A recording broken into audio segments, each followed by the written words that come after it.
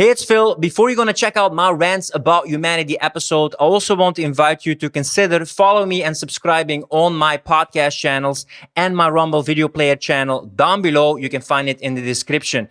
With the increasing censorship and limitations of freedom of YouTube, I don't know how long I will be able to have my thought-provoking conversations on YouTube. So if you want to support me in my mission of freedom of speech, open debate, be sure to also check me out and follow me on those platforms, and enjoy this week's episode. Welcome everyone to the Rants About Humanity podcast. Today I have 𝗏𝗏𝗧𝗏 as a guest. He is a high performance expert and a former military sergeant helping ambitious male entrepreneurs to dominate in life and business. And you know what I'm really curious about your experience, because you just talked about it when we started the call, that it's getting crazy in the Netherlands. And I still know that I talked to you like a year and a half ago. And you were like, whoa, Phil, kind of taking it a bit extreme, like, why are you worrying so much? Maybe I think a bit you're overreacting. Like, what was your experience then? Because I'm always curious about your journey. And I see now that you have a bit like, whoa, this is turning into really crazy stuff. Yeah, man. So first and foremost, thank you for the introduction. But yeah, it has been a fucking crazy time. If I look back 1 year ago, I was thinking, yo, what are you doing, man? You're too crazy about everything. I was thinking he's like crazy and everything. But it also inspired me, because for me, one of the things that I realized myself is something that feels a bit odd. I need to dive deep into them to see why is this person seeing things differently than me. So I honestly think in terms of COVID situation, you were the first one who was opening my eyes, like there was something going on. 1 year later, I was still like very, how can I say it best? I was thinking it would be gone very quickly. But now, just like last week ago, the Netherlands went full Tyrant mode like crazy. And for me, that was like an eye-opener, like, okay, hey, now it's time to go all in with what I do. I was always thinking it's not my time to speak up my voice about this situation, but that totally shifted because, I've been in the military fighting for freedom, and this is nothing to do with freedom anymore. So it's crazy. And I totally relate to what you say, because I know a lot of people like just a little bit, it'll be over soon, like soon it will be over. And look at us now, we're almost like more than 19 months later. Yeah, and that's still no end in sight, right? No end in sight. For me, it just feels like the beginning of beautiful things, but it also a lot of dark stuff in terms of like really difficult times. And lately, I've been telling guys, listen, if you can stay true to yourself, you will become that diamond who is going to change the world after everything is gone and everything is done. Because you are now shaped in one of the most difficult situations, especially mindset-wise. And if you do that, nothing can stop you. If you can survive this stuff, nothing can stop you. At least that's what I tell myself, just to hold strong, because of course difficult times are always there for everyone. We are humans, no robots, but robots are coming as well. But that's a different thing. Yeah. And diamonds are made in the underground, right? It's not like you walk around, oh, there's a diamond here, like immediately ready. It's like shaped in the underworld, right? But that's something that, I had this position, and I don't feel glad that all of my predictions, most of them came true. I wish that nothing that I say is coming true. But I just honor the fact that you were open to maybe say like, oh, I approached this wrong. Or maybe there's something else going on. But I see a lot of people, but they're slowly like waking up that even though there's so much evidence like, it's not going back, it's not normal, they still not fight, not question. That's crazy.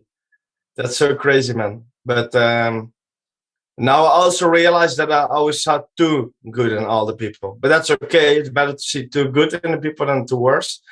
But is there anything that you learned from your war situation that in mindset-wise approach what you're fighting for, how it's evolving, that is reminding you of war? Yeah. So for me, this situation reminds me of what's truly valuable to me. And that's my family, my pillars in life, like my family, my health, my mind, everything that's important is really important right now. If you don't have anything of these things in check, you are probably on the side of going the easy route because you're in stress, you're in fear or whatever. I can relate to a situation when I was in Afghanistan that I reminded myself, if I didn't have these pillars in check, this would be a really bad situation. And at that moment, I was just relaxed. Even though it was a stressful situation, I was just relaxed, calm, and focused. And for me, that's also why I do what I do, because everything is based on those experiences. And what I see right now, most people don't have pillars in check. They just do something. They only focus on one thing. They think that will be fixing everything. And then they are just in in the system loop, doing whatever someone else is telling them to do. Yeah, when you're in an army, you fight for something, right? You're not just sit back in your chair watching the television and say like, oh yeah, my lieutenant, my colonel, they will do the difficult work and they will do it for me. Yeah, and even back then, it's super interesting because now what we see is as like society, we need to listen to, obey to like politics, to the higher people, let's say it like that.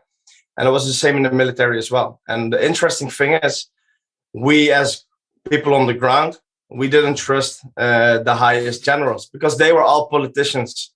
They joined by good means, but they were all like brainwashed to become like semi-politicians in an army suit and made really bad decisions. That's why I left. One of the 1,000 reasons why I left. Also why a lot of other colleagues left as well, because it has nothing to do with real freedom. It all has to do with the whole game and play. Yeah, and that's politics, right? And you know what's interesting? Like my friend Berg Arnold also says this. When do politicians take responsibility? When they resign. When they resign. That's the only time that they take responsibility. When you, as a soldier for your army, for your mates, you take responsibility. Every moment, every mission. But politicians, commanders, they only like, he took responsibility when he resigned. Yeah, 100%. And I honestly think that this is so crucial right now. Taking responsibility is gone. It's not sexy. It's like almost illegal. Like you better just lie and say, hey, it's not my mistake. Or just say, hey, okay, I forgot about it. That's at least how they do it in the Netherlands. Like, okay, I forgot about it. And nobody talks about it. I know for sure if I would make a fuck up and I would lie about it, my whole team would make sure that I would be kicked out of the team as soon as possible. And what's happening right now, the whole team is just following the lead. And that's, for me, total. This is something that I found interesting about I have difficulty with, because sometimes, soldiers are freedom fighters and they fight for freedom, but sometimes other people tell you what to do. They limit your freedom and they make stupid decisions. So sometimes you want to do things because you're told, everybody just does whatever they want to do. But if I call them rebel with a cause in an army, and then you kind of feel like, yeah, but my freedom is being threatened. Freedom of my group is being threatened. And you just have to blindly follow orders. It would create some friction behind fighting for freedom, but then feeling like this is not serving freedom of me and my brothers and my people around me. Yeah, man. I have a beautiful example of this. Like, I have one coach within my team as well. He's way more experienced in the military, like 17 years or so in the military as a leader. And he resigned because the last time he went in Afghanistan, one of the generals told them, like, you need to use the German vehicles. Well, we Netherlands, we have way better vehicles, way more protected against IEDs and bombs and stuff like that. But we needed to use the German ones just for politics. Well, it's a way higher risk for the guys who are in the vehicles. Those generals are never going to drive into the vehicles, right? So he told them, like, hey, what's up with these vehicles? And he was like, yeah, I don't listen to you. You just need to use it. And for him, it was the breaking point. Like, listen, I'm done. If I need to put my safety in place because he wants to get like, I can't say it in English, but like he wants to level up. Promotion.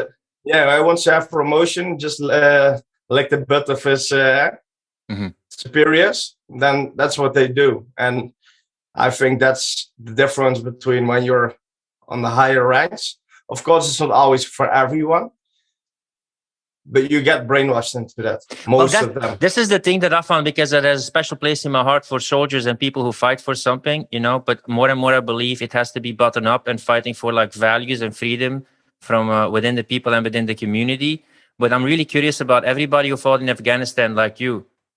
How the hell do you feel about Afghanistan when you spend your lives there, your money there, your missions there, and you look now what happened to Afghanistan, and it's like almost the same as fucking... Yeah, man. How does this feel then as a soldier? Yeah, for me, it's definitely feeling less pressure and less like feeling of, how can I say it best, like I cannot come with the word, but like feeling that it was all for nothing. Let's say it like that. But for me, the reason that I was there was for a whole different thing than I actually was there. That's something I realized over there. Like I was there in Afghanistan, driving in the vehicle outside of the base, and I was thinking, okay, what if we were not here? Probably this happens and everything is back to normal. And that was the feeling that I got when I was over there. And then a couple of years later, that exact same thing happened. So for me, it was just an acknowledgement like, okay, my feelings, my gut feelings are real. And what do I mean by that is, for me, it just felt like we were like playing risk and power, so that we show like, look at us, we are doing good for the world, while a lot of other things probably are going on, but we don't know. Would you say you were in a false ego stage back then? You wanted to prove something and get status, a kind of false... Yeah. Lack of inner values, and just, I might as well serve someone to prove I'm something. Yeah, so for me, the reason why I was in the military was I didn't have any direction in my life. And the only thing that I had was like a pull towards, I wanted to make an impact on the world, on people. And for me, that was, okay, the military is the only way to do that, especially when you never really fit in anywhere, like on school, in groups. I had a lot of good friends, but still I always felt like different, and still does. But for me, then the military, like the most outcasts who don't know what to do, they join the military. That's just the thing. The most troublemakers join the military. Most of them join it for ego, like, look at me, I'm a military sergeant or military soldier, and I'm now better than you. That's something I've never felt like that. And that's also why my business is called The Pure Man, because I always was something like that. And also in the military, I didn't feel really well into fitting in this group, because it's a alpha culture, which in my opinion is just bullshit. But that's something I don't see a lot of people talk about. But for me, the pure man, what I talk about is just the best version of what an alpha man should be. Is it a pure man or more a purified man? Pure. Basically, it's more than that. For me, it's more spiritual. Like if you remove your ego conditioning, everything, leave that to the side, and there's only one thing left. Some people call it God. I call it the pure man. And that's what drives me towards what I need to create or want to create in this world. But it is also, if we look at like the male structures, I always had issues with guys who are like the typical alpha male, loud, screaming. I know when I need to take my stand. I know when I want to say something which is valuable. And then I see people like that, they will be put on the pedestal, but most of the time they just talk shit or about themselves. So for me, I always had like a fight with them, but I never really could place it why. And now I realize, with this mission in mind, that this is the case, because I also have a lot of feminine traits, energy, let's say it like that, which I embody, which makes me, in my opinion, a way stronger man. Well, it's interesting what you say, because I'm also delving into my own hero's journey and what the steps are. And I think first you work on external fulfillment, and then it's like the status, the women, changing your body. And then you got the outside meaning of life, but not the inside meaning of life. And then you start working on the inside, like, what's my personality? What are my strengths? What do I want? Where are my shadows? You start working with the inside. And then the third one is you bring it out in the world with your gift, with your wholeness, making the impact, right? And what I see, but that's what I see. I know a lot of people are motivated and I love it and they're great. And I'm curious about, because I think this journey also happened for you. And that will also be the person that I am right now. I'm not inspired by 𝗥𝘂𝗺𝗕𝗃 and David Goggins. I see, and especially with David Goggins, I see men in pain and still using pain to move forward, and all about external fulfillment and treating the body like a slave and pushing and structuring, which can get you somewhere, especially if you have no discipline, no direction as a man. You need first to have the structure. But I miss that vulnerability, that shadow work, that knowing themselves, that sharing, that mission, that openness. It's also disciplining. It's also like they treat their life and their body like with a whip, like with a slave. Like they force themselves to do this and have this mindset. So in the beginning of the journey of men, it can inspire them, but I'm not so inspired because for me, it's a very flat and one-sided view. 100%. And that is a very interesting thing, because I'm actually in the journey, like last week, gained new insights, because for me, it's really easy to get into like the 𝗥𝘂𝗺𝗕𝗃 vibe. For me, like boom, very direct, but that's just me and my natural habitat, what I've been teaching in the military when I'm teaching, very directive teaching. I realized, and I also had a lot of feedback from guys, if you look at my socials, if you look at what I preach, what do you miss? Everyone says you have a warm heart, you're very kind, loving, open, and that's what I don't see in social media. And I was like, and this is exactly what I'm trying to bring more to the table, and this is exactly what I was missing in the military as well. Because what I truly believe, and that's happily also with my co-coach, who was also an ex-military sergeant, we both know how to be an alpha male. But then there is a lot of things missing, which we then bring to the world as like, hey, we know what's up in the military. We can teach you discipline, structure, whatever you need to become a strong man. But we will also teach you to show vulnerability on the right moments, to be a more powerful leader, more powerful man, to be open for everything, right? To step into your power at the right moments, but also show that when you struggle, that you are open about it, because then you will lead more people automatically. You'll be automatically more inspiring. And what I've seen, I was automatically always going into that alpha state, because that's just what I've been taught. I also see almost most of my ideal types of clients reposting I reckon that's what you did, that you asked like, hey guys, should I make a challenge of lifting every day to get into shape and do it? I get that mindset. I was there myself with the habits and crushing it. But then sometimes you're dragging yourself, by the neck, like, do I really want to do this? Is this still serving me? I'm still like trying to prove this version so many times that I already achieved. I don't know if you get that feeling, but also and that's when we met 1 year ago and when we met right now, it's a huge personal development journey. I could make 10x the money, but I chose to really go to that hero's journey, to the deep spiritual path, because I was going automatically back to that alpha state, which is not what I'm really, what I am, let's say like that, what I'm preaching, that's what I'm against. But automatically you do this because you see your ideal types of clients see that as well. But the reason is, when you achieved enough, that's the first stage, the external one, and then you know yourself, that's the second one. You don't have to use the proof in self-improvement anymore. You don't have to justify yourself. You express yourself. You discover. You have nothing to prove anymore. Which brings across the message in a much more holistic way, because that was the former you. That was the former Rowan. Fantastic. Makes you more human. But why do you still want to prove yourself that you can get ripped, that you can run so much, that you can run half a marathon? You did this it's fine as a choice. But you did that already, right? It's proving, justifying, clinging, chasing, forcing, taking. Exactly. All ego stuff, right? All thinking I need to do this to get clients.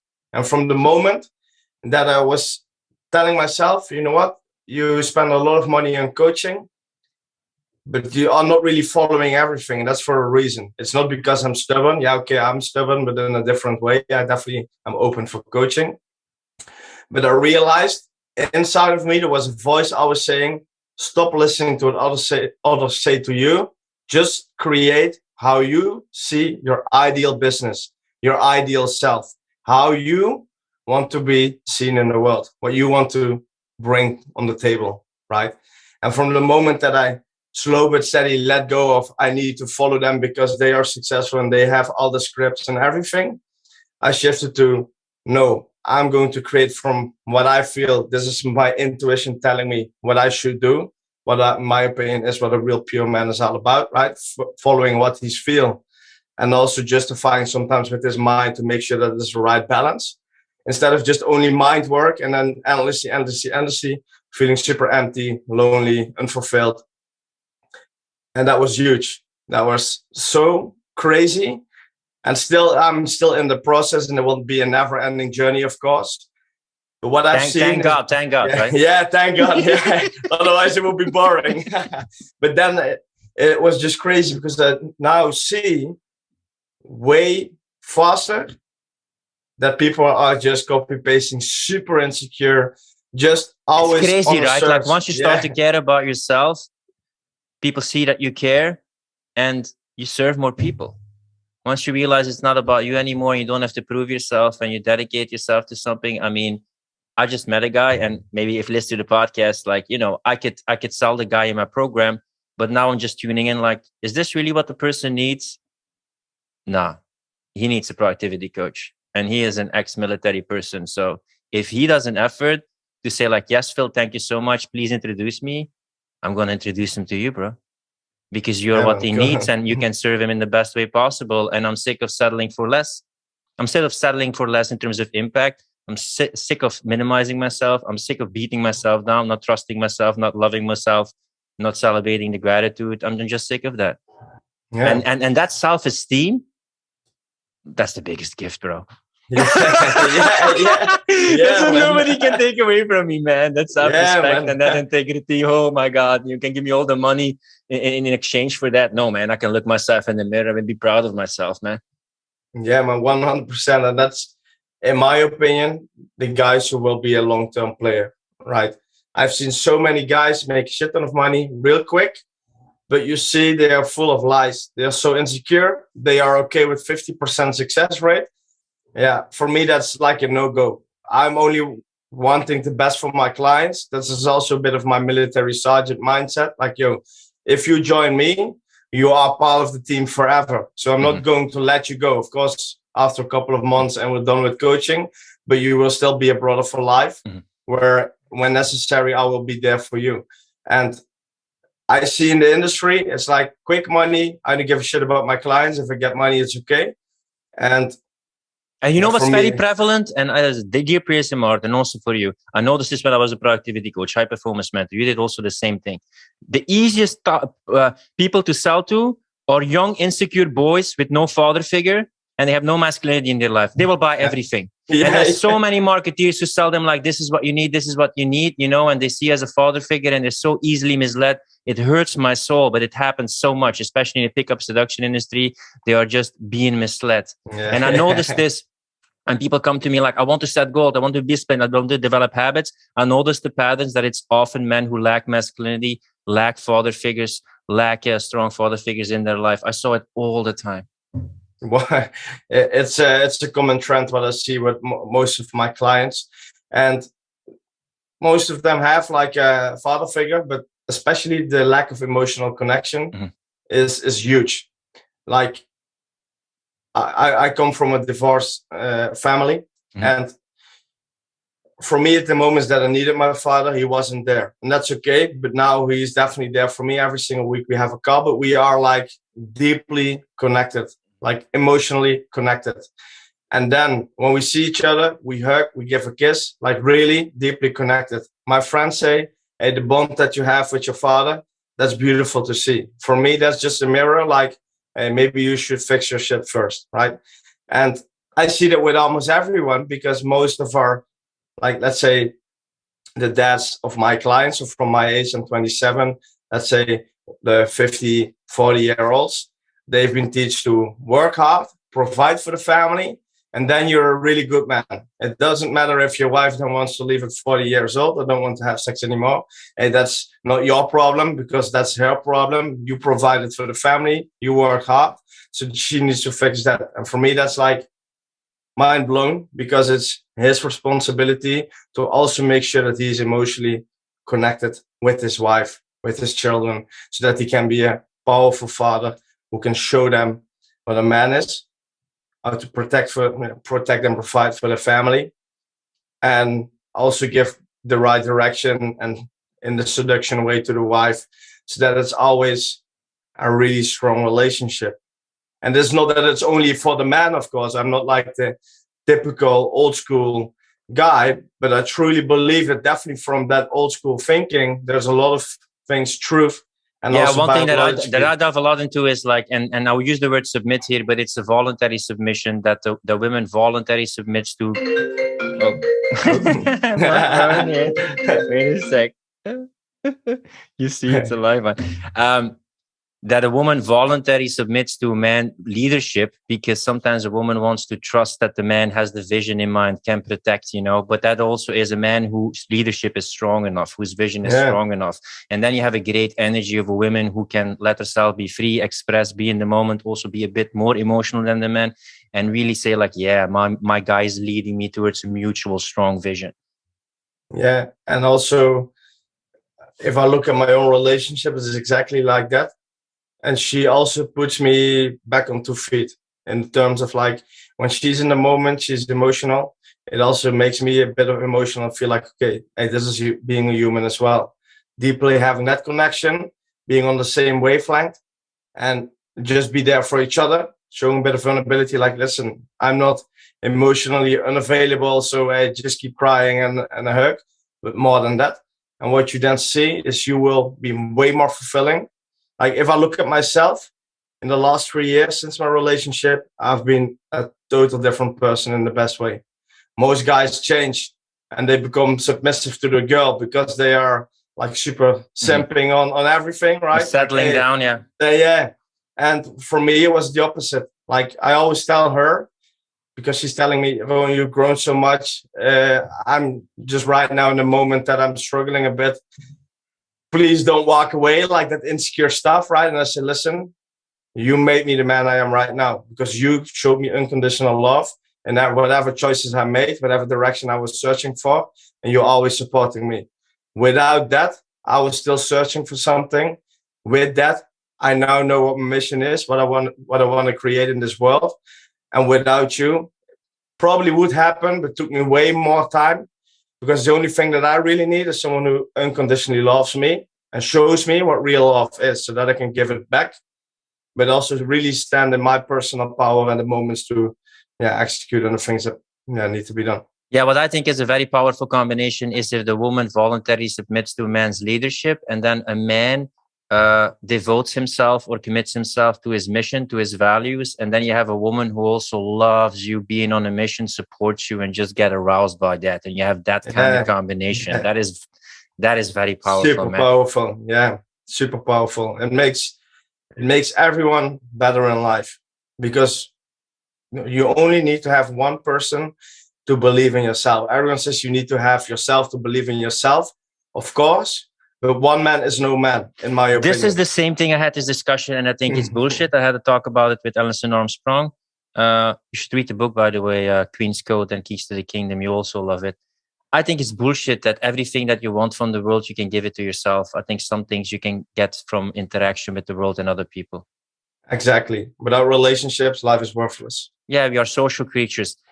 I mean, what makes you're an attractive guy, no homo. And you dress well and stuff. You must have a lot of female attention. What makes you then commit to a woman? Because I could get that your girlfriend is a bit jealous because you're a good looking man, you're making enough money, you dress nicely, you're still young. Yeah, really good question. So for me, part of my story is I was always an insecure man, like really insecure. I was too nice for women, too much respect for women, and I still have. But back then, especially in that young age, they are not looking for guys who have respect for them. They are looking for guys who are like a bit dominant on them, right? Especially in that phase. So for me, it was like, you know what? I'm not going to take the first leap. I just see what life will bring, and I'm just focusing on myself.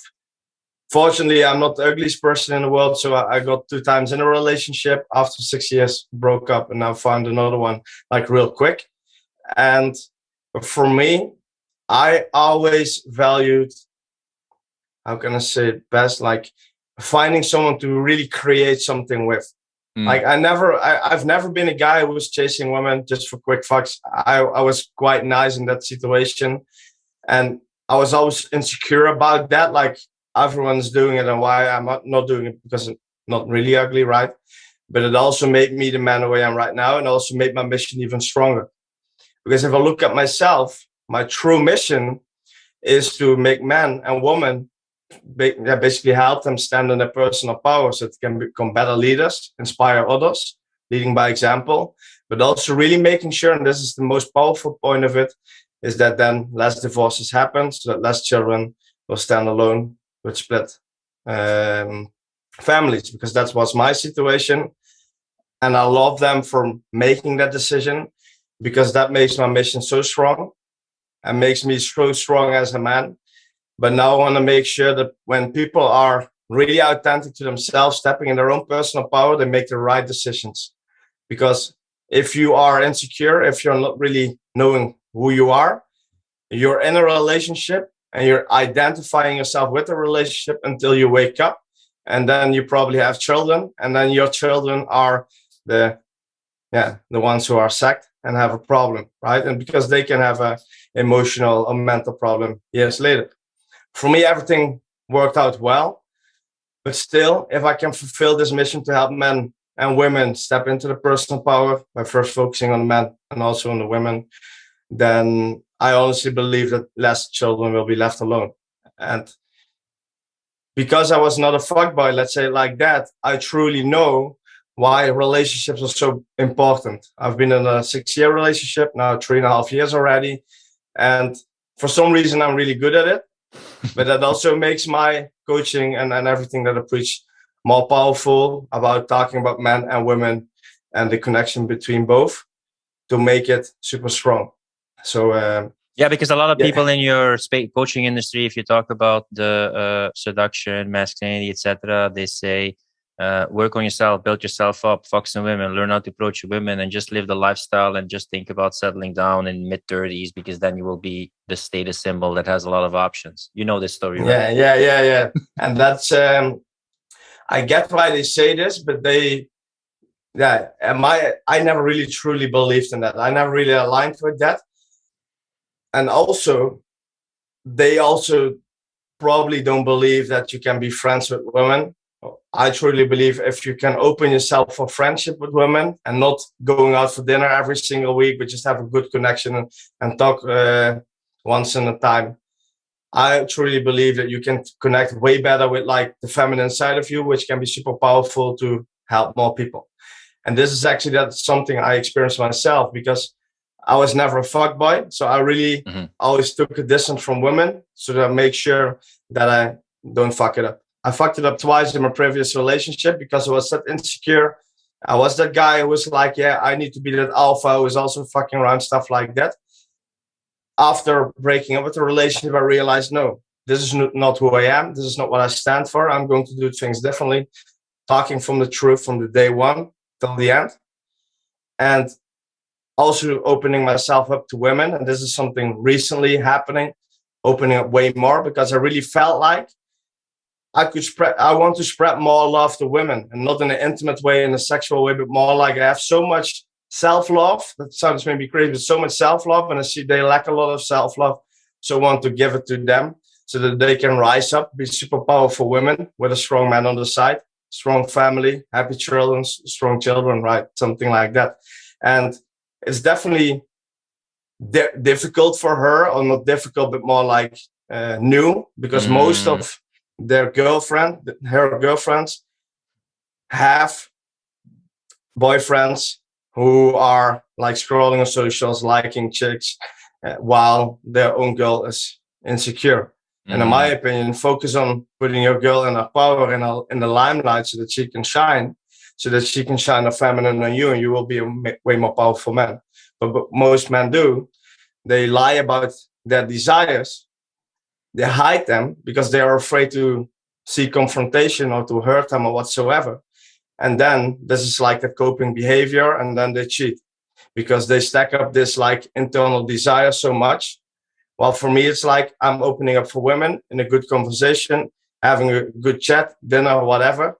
But always showing my girlfriend, like, listen, or telling her, like, hey, I went on a dinner with a girl, just having a good conversation, just on a friendship, on a business level. And that's it. Nothing weird to say. You can check all my messages. And what happens is, first, it's like a bit of that insecurity, but then it's like, yo, I trust you fully because you always tell me everything.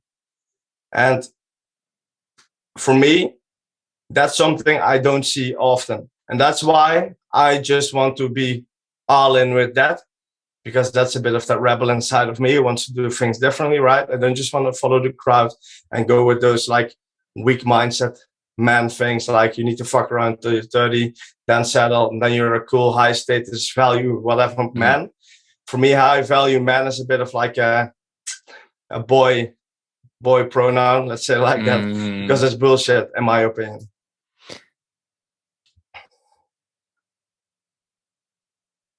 Yeah, I wanted to pick up on the topic, but yeah, that's what I wanted to talk about. You know, I've also grown in this aspect because I know, you know, so much in relationship has to do with self-awareness and communication and choosing for yourself with an openness for the partner to be curious about your perspective and their perspective. So many times when I had a fight, and it's also sometimes when you talk about certain things or things happen in the bedroom, there's something about this intimate setting that also makes it more intimate and more personal. And what happened so much with me in the past is that you just turn sides, right? Cold shoulder. You don't talk, right? And then turn on shit starts and you don't talk it out. And then you create a story like, I'm not going to put up with a black and white conclusions all the time. And now I'm like, no, we have to talk about this. There's still some talk. And you don't have to resolve this, but we have to talk about it. Yeah. And then we can sleep about it and reflect and with fresh sleep. But to leave these things unresolved or fester and not talk about them, it's not healthy. And you don't talk about this from like pain and hurt, but you do talk about this is going on in me right now. This is something, but I may be associated, or maybe this brings me back to this. And how do you feel? And you can still create a dialogue and connection that way. It takes courage, man, because in the past I was just turning, you know, sulking, you know, going away, not talking, the silent treatment. You can cut through the tension in the room. Do you know what I mean? Yeah, man. Yeah, man. And it's one of the many reasons why I do what I do, because in my previous relationship, I had situations like that, but it was also because I was hiding my truest desires. And that was also why it's okay that the previous relationship is done. But I realized that from day one, I just need to spread everything what's on my mind, what I feel. And if she then is not aligned with that, hey, that's okay. Then we are not really the match for life. And with that mindset, for me, everything shifted, because I was like, you know what? It's not that I need you right now. It's not that I need a relationship, but we click so well. The connection is super powerful and like really intimate, but also like that internal, pull and just that attraction was there. So why not experience it? But from that moment, every single time I tell you know what, I'm just going to be real. If you don't like it, that's okay. Just think about it. If you still don't like it, hey, cool. There might be guys who want to lie to you and you like it. I'm not going to lie to you about nothing, even not your shoes, whatever. I see you for who you are because you want to see me for who I am, right? And then you get less tension. Of course, there will always be situations then it was a bit tense, but you know, okay, now it's time to have a conversation and then it's settled. Because most of the time it's something small or something. Yeah, we are humans. We can make mistakes. We say something differently than it was intended to. So the more you do it, I truly believe that will make a strong man. If you would be someone who's more emotional or sensitive, or, you know, you take care of emotions, I mean, this is definitely a working point for me and I got better at it. How do you respond when your girl is so much in her emotion and sometimes you get drawn into that negative emotion? How do you stay strong as a man, listen to it and not get sucked in that negative emotion yourself so you get in a negative state? Yeah. You know what I mean? That you can still be connected and have the empathy, but not be drawn into that swamp of negativity so you can provide the space or the strength to be there. Yeah, that's a really good question. So I cannot really explain it because I honestly think this is like a skill I learned in the military. It's working really well, but also against me. But I had the same situations with like having coaching, like one-on-one coaching in real life with women. And then I also realized, like, for example, last week it was an NLP practitioner master, NLP master practitioner course. And I had the same thing. Like, I was feeling all the emotions inside of me. I was like, what's going on? But from that moment, when we just say to ourselves, hey, this is not for me, right? This is something for her. And it's, of course, easier said than done. But the more that we can shift it, like, okay, what I'm feeling right now is for her. That's not for me. In that case, it's easier to channel yourself from that and say, hey, okay, I'm going to give it a bit back to you so that I can provide better for you. Because it's, of course, good that we show empathy and really feel it and be there, like in sync. But it needs to be on a certain level that we are not overloaded. Because, of course, at that moment, we can't provide anything more. And then we are both in that situation like shit. We feel shitty about it. So that's what I always try to do. Like, look at it from a objective point of view. But like, it sounds maybe weird if I express it, but I see it just like, okay, you're the subject right now. And I just take a stand from the sideline and look at it, listen at it. And then I try to see, okay, what moment I need to jump in to just feel it and be empathetic. And I also think that is why the charge of the mission is so important in the man, because you want to have the charge. Just when somebody drains you or takes energy from you, you're charged yourself. But if you're empty yourself, you're going to be depleted and you're going to malfunction. Yeah, exactly. And that's why it's important to have that balance where you can just shut yourself off from that emotions and say, okay, now it's time to be just focused and grounded without emotions. And what time should I like pull on the button and say, okay, now I'm just opening up for it, just absorbing things. See it as like a sponge, or how do you say it in English? Yeah, but like really making sure that it's not getting full, or like super dry, which is not really absorbing any water, maybe just a little bit, but it just stays really dry. Like the ones that been out in the sun for a while that you cannot really use anymore to really absorb all the water. Like that mindset, because then you know, okay, hey, that moment I pull back. This is for you. Now we need to see what's happening in the situation, rational wise, emotionally. And I also think you shouldn't share everything with your woman. I mean, that's not, you can compare, right? Like, the pure man, sometimes I love to play with words. It's like purifying, and it's sometimes purging stuff out of you. And sometimes as men, we need to purge things. We need to smash things. We need to move things. We need to sweat. We need to share with brothers. We have to go on adventures. That can also help in, expressing that and letting those emotions out. Yeah, 100%. Like, some areas in my life, I don't talk about it with my girlfriend because that's for me. And that's okay. That's not that I lie about it. No. But it's more like some things we need to deal for ourselves. And we need to have brothers on our side who can be there and like, hey, give you a kick on the ass in certain moments. But also, I have that like deep masculine bonding in a group where it's like a bro hug or whatsoever. And like, this is it, man. This is what I'm missing. Male space is like, I mean, I also got a bit bullied, but I'm also a bit thankful that I'm bullied, because I need to learn how to defend myself. I need to learn how to deal with the less positive things of reality, with failures. And there's something about these masculine things of like challenging each other, and then building each other up through being challenged, that is often not there in education, full of female teachers, full of feminized ways of viewing things. There's definitely some value in it, but I don't see a lot of father figures in the media and entertainment, male spaces, male bonding, besides maybe a male 𝗵𝗵𝗱𝗲𝗏 ice bath challenge or something, these things, but it's missing. We need this as men also, male spaces. Yeah, 100%. Like, at the beginning, I focused mainly on men because I saw this is a problem. Then I also realized when I was just taking steps into my own journey, like, no, when I get really fulfilled is also when I'm helping women. So for me, it's like, okay, small shift in my journey happened. But one thing is super clear. I have a brotherhood of men that will always be there. There will be always something. I thought that would be my main focus. That's not the case anymore, because I just want to only have guys in who bring a lot of value to the table, who are open to show vulnerability when it's necessary, but also to kick ass when it's necessary together. And what you see is like they become brothers for life, but also they talk about stuff they can basically not talk about it in any space. And when you do that, when you have a space where you have like a safe haven of men, you will grow so much, because now you realize those feelings that you have, other men have as well. So that's okay. And now you can express it in a different way so that other people get it as well. So that you don't feel alone, right? Because a lot of times as men, we exactly. handle it. We take care of the mission for our partner, for the world, so we can handle it. We're independent, but it's good to hear stories and feel connected that we're not alone. Yeah, exactly.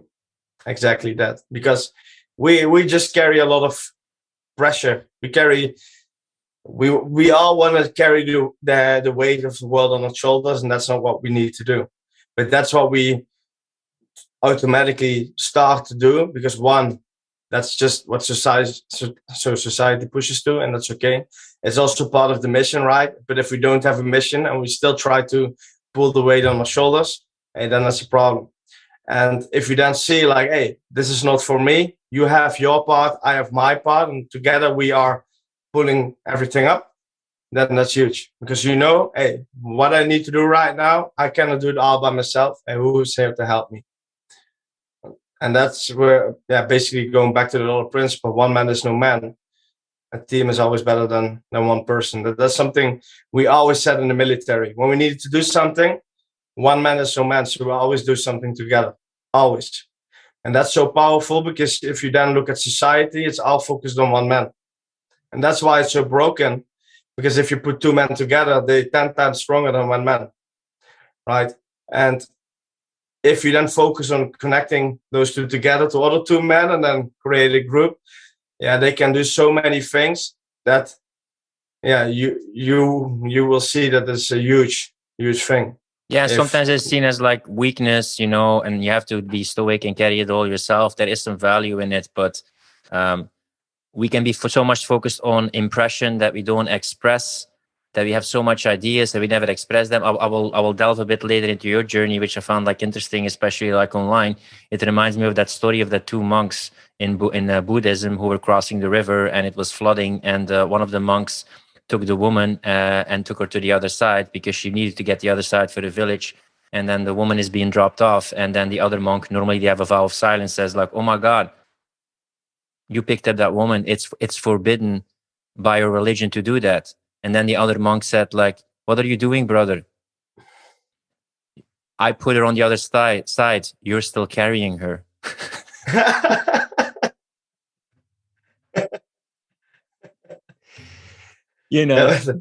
So much baggage and so much stuff on it, right? And we act like, you don't do something with it, but at least you did something with it. You transform it instead of carrying it invisibly or on the background all the time. It has an effect.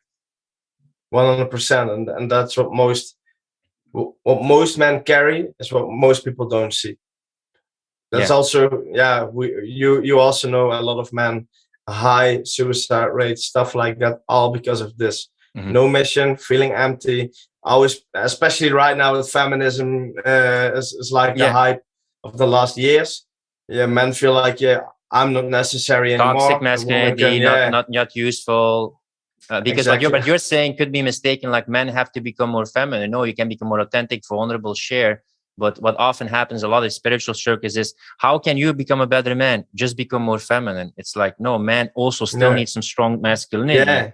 And women don't have to become, it's so funny that the biggest feminists, their ideal is to have standards based on masculine principles, and they look masculine. It has little to do with femininity, which I find so ironic, Yeah, exactly that. It's the perfect balance between both. And it's not like 50-50, but it's like whatever feels good for you, but also what the relationship you attract to, because the both energies in both persons, if you can make that a balance, you will have a really strong relationship.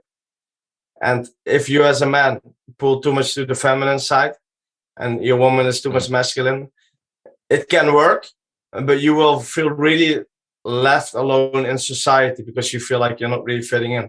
What are some myths you feel that radical feminism or feminism is telling to men and women right now that you know from the deep wisdom about masculinity, femininity, and relationship, you know not to be true? Yeah, so for sure, it's like that a woman should be independent. That's for me total bullshit. We never should be independent. Right? I'm not born to be alone. Right? A woman is also not born to be alone. Especially a woman's main purpose is to create children. Make children, and that's of course black and white thinking. But why do you otherwise have all these tools in your body to create children, right? So that's one of the main things. Also, it's okay when someone wants to chase certain positions in businesses. I truly believe having in certain businesses more feminine roles can be perfectly fine. But if we then choose roles based on gender instead of competence, then that's a huge problem. So for me, that like equality thing, and that's of course not only for femininity, but also for everything, like black, white, and everything. I always would love to work with someone who is the most competent person, right? Yeah. And not the most black guy or the most female person. I am by no means racist. Yeah, but believe in people in everyone. personal responsibility and people their power, you know, like I won't have the obligatory Indian, obligatory black person, but I'll love to have one and empower them to show them like, yeah, you can create your future. I'm not discriminating on these kind of things, but I'm not going to let somebody in just because they just, you also know that you get the best results when someone works for it, you know, and actually takes action than just giving it to them and letting them in for free, you know? Exactly. And also, but that's just my personal value and maybe also from my personal experience. And people might say, yeah, because you're white, you can say that, but that's my opinion, total bullshit. But the thing is, I would never take a position based on my gender, my color. That you didn't earn, right? Yeah, because then it feels like, okay, cool. I have like the golden ticket to have this job. No, please work for it so that you can basically create better jobs instead of using something different. Like, in my opinion, that's a bit of like the victim mindset. Like, yeah, because I have this, I am obliged to have that. Because I complain, I get it. And this is not just about me talking. Like, how far does complaining in life get you? How far do you have personal ownership? How many lives have you changed by inspiring others to complain? Compared with people who, despite negative things, they can still tackle things, but they choose personal power, take responsibility, build up communities. Really think about it. And how much is politics and ideology focused on creating enemies, polarization, setting you up? And how much are they actually building up your personal power, sovereignty, strong communities? Think about that, how you're being used and what is the biggest influence you can make. Exactly, man. Because for sure, I truly believe that businesses should be tested to see if they don't pull some racist bullshit. For sure, that's really good, because if they do it, fuck them, right? I don't like companies like that. But if I look at myself, I needed to create everything myself. Nothing is given. It was not the best situation in my youth, and I created all by myself. Yes, I may be lucky that I'm white, but the thing is, it all starts from the moment you are born. And what I see is like, the politics, news, everything puts a narrative that we are so different from each other. So the moment you're born, your community is saying to you, like if it's like in a black environment or whatever, like, hey, you are 1-0 behind because those white guys, they don't want you in their life. Some fit, some are like that, but they are also fucking problems. When did you hear about Black Lives Matter? When is the 2 times you heard from it? Just before the election, when they had to get the black vote. Where is the Black Lives Matter now? It has completely gone. You have Forum of Democracy. I would call it the right conservative party. Oh my God, Baudet, etc. is a man. Let's say that Forum of Democracy now would have a female leader. Do you think all the feminists would love it? That right, so-called extreme right conservative party finally has a women president? No. Why? Because it's about ideology. It has nothing to do with identity. If there's a black person who comes for that party, oh my God, a black person, right? No. The ideology is racist, even if it's a black person. Then you see it's not about identity or about equality. It's about using these things to keep people occupied and keep people estranged from each other. Yeah. And also, where is Afghanistan now, right? Where is that now? Like, okay, now we are gone and we don't talk about it anymore. for me, that's also it, because I saw Isn't it coming. funny, like they all the time, like 𝗵𝗀𝗀𝗃 and other people, fascist, you're against immigration, you're a fascist. And now I see literal fascist things being implemented, and nobody on the left is calling anything fascist. Like, hello, no, actually stuff is happening that is a bit reminiscent for it, So again, that is like, it's not about what someone says, it's about who says something. Oh, a white person says it? Oh yeah, then it's bad. But that's judging someone on the color of their skin. What is that? That's racist. Yeah. If I see horrible stuff happening to a white person or a black person, I think it's horrible stuff. In general. Like, I'm going to think it's repulsive on both sides. And I'm not denying that there's racism, but just look at how it's being used.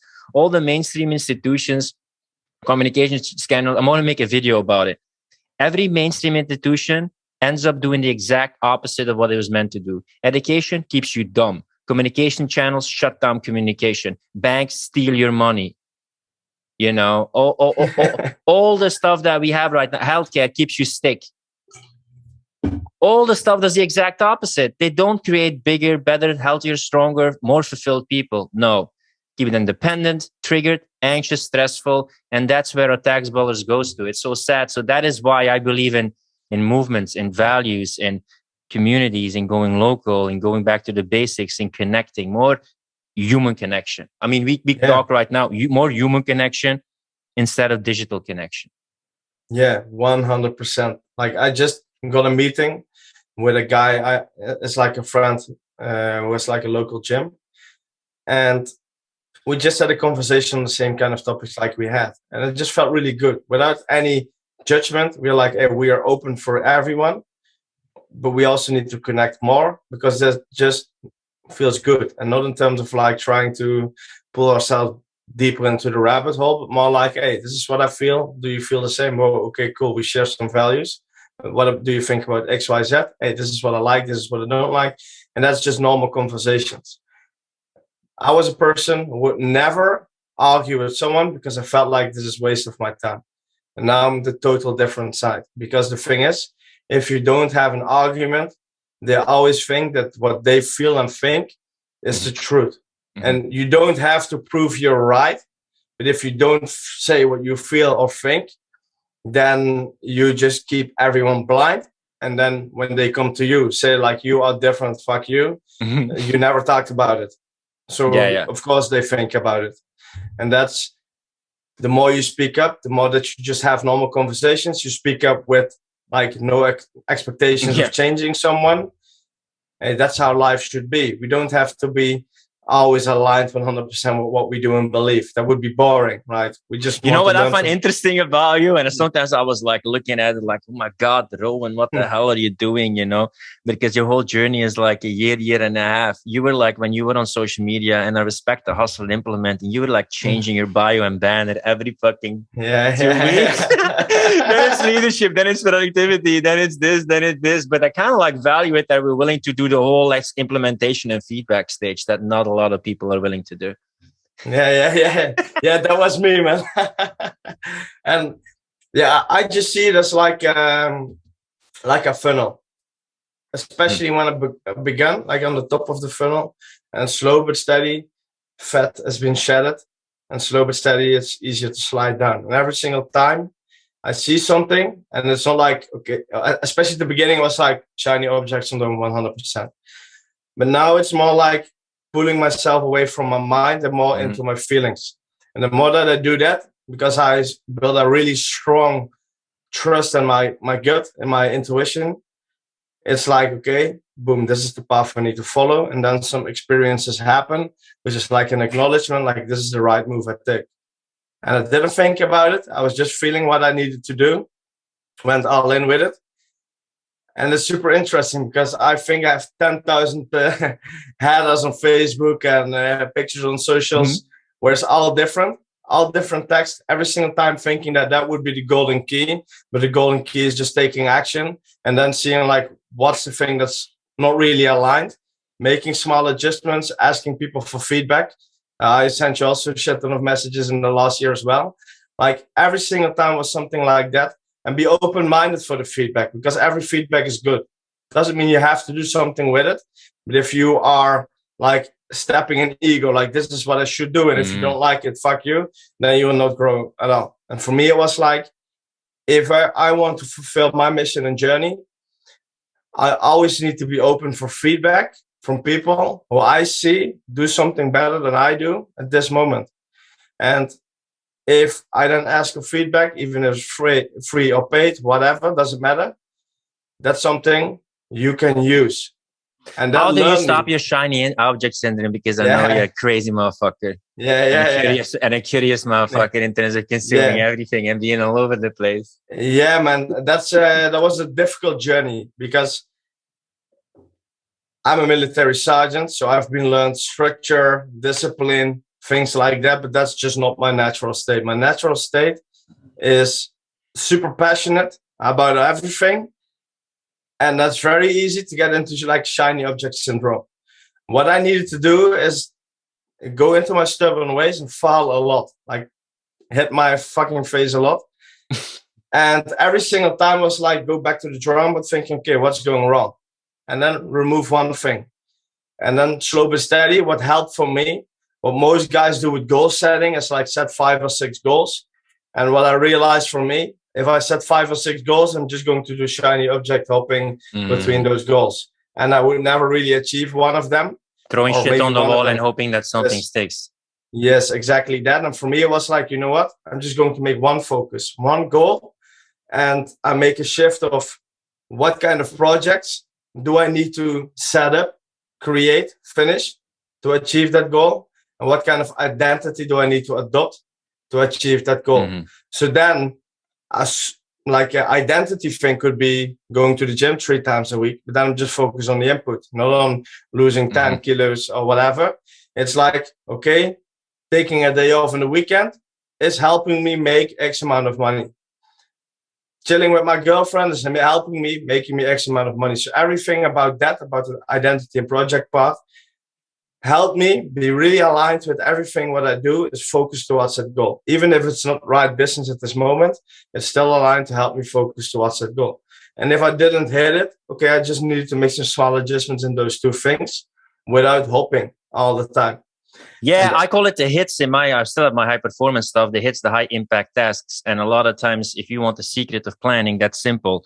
You want to plan maybe 50% of your available time and make sure you keep your promises, and then have the ability to give you more or stop earlier. And you just put what I call container blocks around something. And you know, what if I consistently do this will move the needle? And you just put a framework of, oh, Monday morning, I'm going to do client calls. I'm going to do this, and broad enough that it's interesting. But then you don't have to decide it every time. What do I want to do when I want to do it? People overplan. Their expectations are too big, too much pressure on themselves, and they don't have a clear structure of what to do when. That's one of the biggest tips that I give. Yeah. Yeah, exactly. And especially for the shiny object syndrome, it's like making a decision. Making a decision makes you a better man. Doesn't mean that this is a decision for life, but that commitment you make to one thing, it will make a huge shift in your personal power, in your insert, in your self-esteem, in the way you view yourself. Because now it feels like, whoa, I'm committed to something and I'm actually doing it. What can I do more? Yeah, you notice, I noticed this in my high performance and productivity journey, and a lot of productivity coaches are ENTJs and very structure oriented. Didn't you feel at the end that the structure was controlling you instead of you controlling the structure, and you were putting so much weight and structure on you? And then at a certain point asking you like, whoa, why does it feel so heavy? Why I keep on putting the structure on my back and breaking my back? Exactly that. Like this is something, and this is funny because I teach a lot of like structure, right? But I realized like I'm really creative. A creative person and extreme structure is definitely not working together, because I had moments like months where my creativity was gone. And I realized like, okay, people come to me for structure. They say, hey, former military sergeant, I need structure. But the most beautiful thing is I can give them both. I can give them insane structure if they really need it, like those guys with some like autistic traits. With your crazy planner that I want. Yeah. Exactly that. So, and that's also funny because I created my own planner because I just couldn't work with the other ones. And that's funny because of that. Like, because otherwise I would just jump on And you have your one crazy shiny object to tracking the other. system. Yeah, all these things. It's super. Yeah, it's super funny because I thought I just created for my clients, but in reality, I created this because I needed this the most.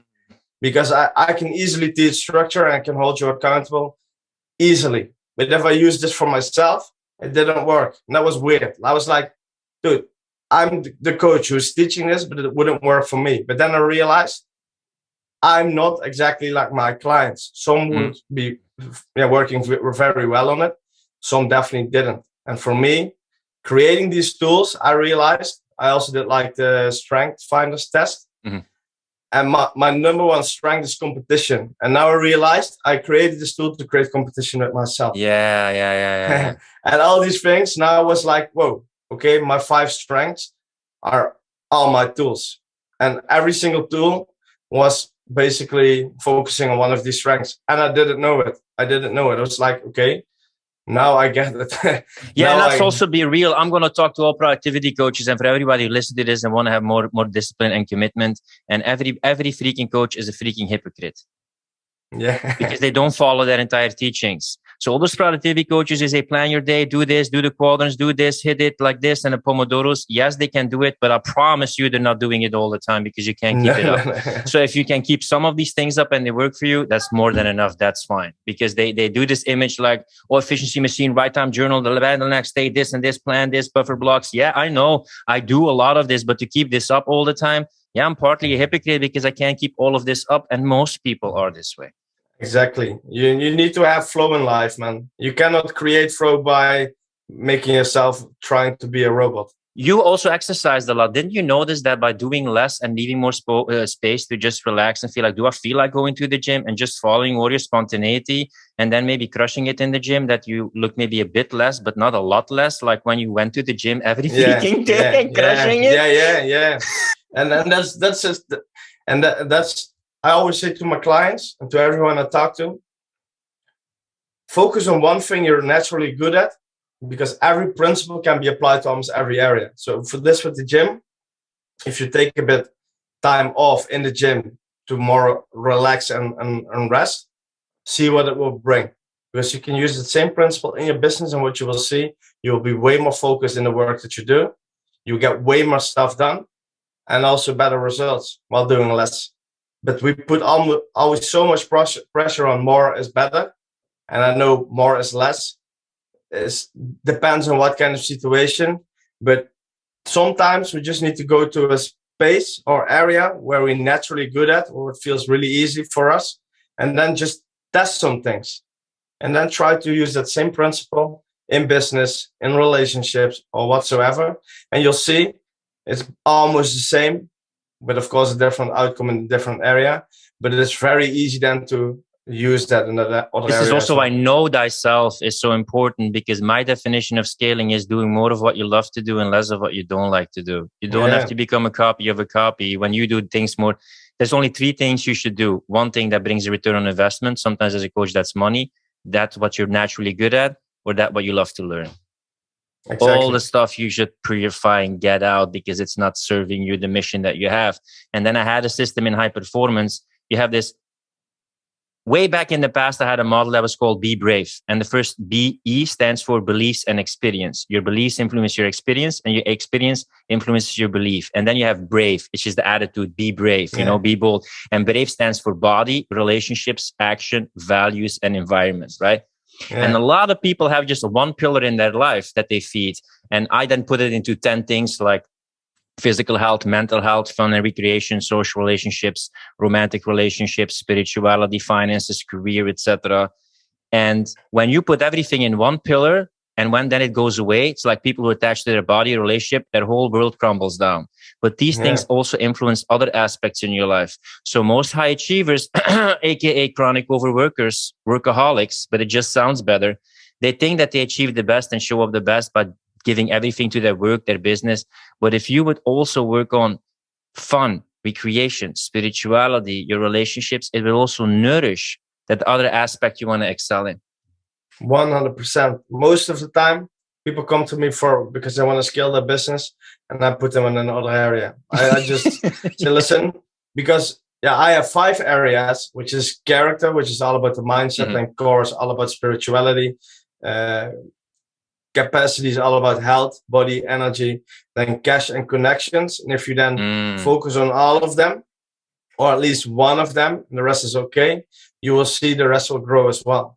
And it's interesting to see people who can't scale the businesses, most of the time when they focus on like their character, the business will grow tremendously. Most of the guys, only with focusing on that, their business will grow tremendously. And I think it's so funny because this is what I already knew when I was in the military. Like, I just thought about, you know what? Why are military sergeants so focused and aligned in stressful situations? Because they have the core areas on point. Okay, not all military sergeants had a relationship on point, right? Because they are cheaters, a lot of them. That's like that alpha culture, what I dislike about that. But the thing is, still, even if you have 4 of the 5 on point, that's more powerful than just only business or a bit of health, or just business and health, but the rest is off. You cannot lean on 1 or 2 pillars, because if one breaks off, and most of the time there will be business, then you're so stressed, you're out of yourself, you don't know you don't know what to do, and you're just getting in that victim state most of the time, until you are feeling like, shit, I cannot take it anymore, I need to take action. And then you go back, and if you are waking up clearly, you know, I need to fix my other areas. But most of them think, okay, it was a business problem, focusing on business as well. And for me, it's a shame that most of the entrepreneurs first need to really have like a burnout or a deep, deep mental breakdown to realize that only focusing on business is not the thing that will fix their problems. And I still see this often, and I have to convince a lot of people, and they don't believe it. And months later, they come to me because they had a breakdown. And then I think, okay, it's cool, but now you're too late. I told you so. I'm not your like your psychiatrist or something like that. But still, it's interesting to see, because it's, in my opinion, the most powerful fundamental of your life, which makes it fulfilled as well.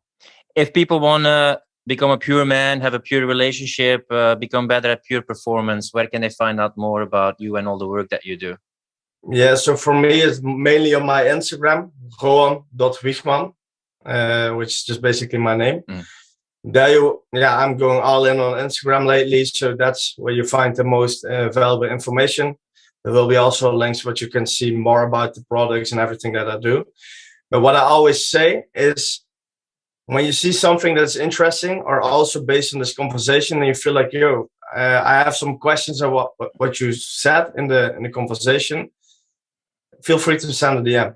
I'd rather set the connection first and sell you at the spot, because I only want to work with people who I really value up front. Well, I see like this person can bring value to the table. This will be a fulfilling partnership, because that's especially what we said at the beginning.